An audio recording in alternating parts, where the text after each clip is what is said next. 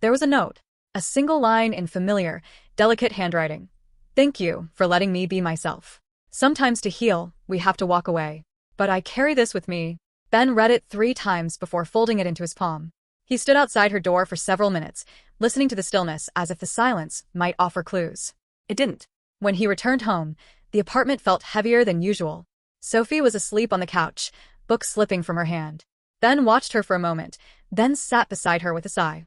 He tried to be quiet, tried to stay steady, but Sophie stirred and blinked up at him. Where's Miss Laya? Ben hesitated. She's taking some time away. Sophie studied his face, catching the tired eyes and distant voice. Without speaking, she climbed onto the couch and wrapped her arms around his neck. Her voice was small but sure. Daddy, do you think sometimes good people need to disappear for a while just to remember how good they really are? Ben closed his eyes and held her closer.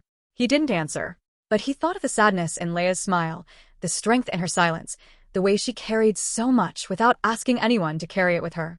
And now she was gone. A week passed. Then 2. Ben moved through his days like clockwork. Work, school pickups, homework, laundry, yet something essential was missing.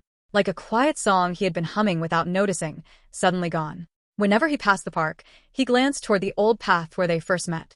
There was no storm now, no trembling hands, only wet pavement and winter-dressed trees. At night, he sat at the kitchen table. The old umbrella rested by the door. He hadn't moved it. It felt like a line of connection, something she'd touched, something unfinished. He didn't know where she had gone or when she would return. But he knew what he missed wasn't just her kindness or her laugh. He missed the way she made him feel seen without asking for anything in return. He missed the version of himself that only existed when she was near. Some people you don't meet by accident. Some spaces they fill never feel quite whole again. On a quiet Thursday evening, with rain tapping lightly on the windows and the kitchen smelling of garlic and butter, Ben stirred a pot of soup while Sophie sat at the table, humming softly. Then the doorbell rang. They exchanged a glance. Ben wiped his hands and opened the door. No one was there. Just the hum of evening traffic. At his feet sat a small brown package, wrapped neatly with twine. No name. No return address.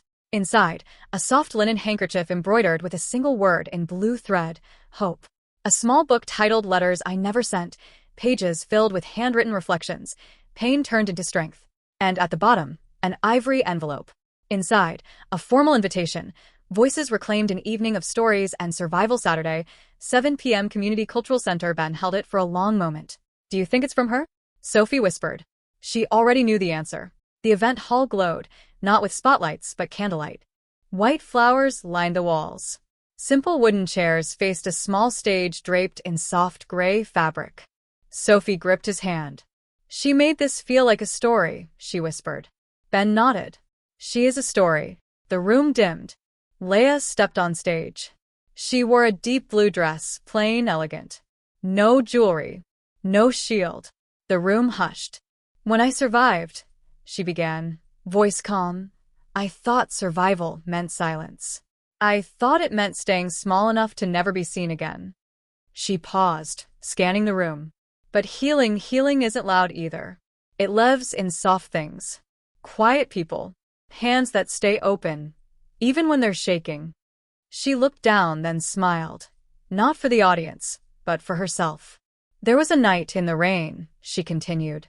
I was not okay, but someone stopped. He didn't ask for explanations or demand reasons. He offered tea. He offered dignity. And from the way he looked at me, I remembered I was still a person. Ben's eyes never left her. When the speech ended, the room rose in applause, but Laya's gaze searched only for him.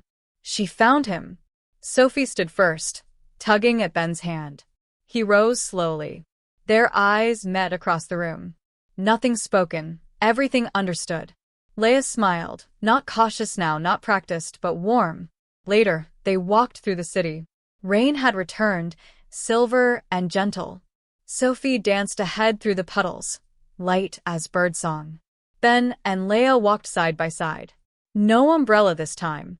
This rain, Ben said softly, is where we met. Laya looked up toward the sky.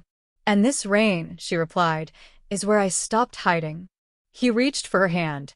She didn't pull away. They stopped in front of the old diner. Warm light glowed from within, just as it had that first night. You hungry? She asked. Ben smiled. Always. They stepped inside, into warmth, into imperfection, into something quietly whole. Not strangers. Not just survivors. Two people who had broken and now sat side by side, not fixed, not finished, but full.